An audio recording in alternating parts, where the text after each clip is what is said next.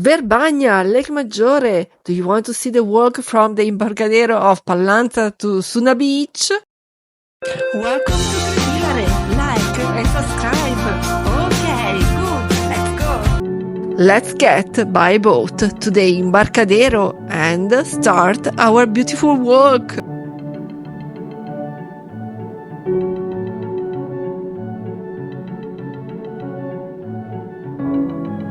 From the Embarcadero of Pallanza, the pier in Pallanza, to Suna Beach, it takes about 10 or 15 minutes.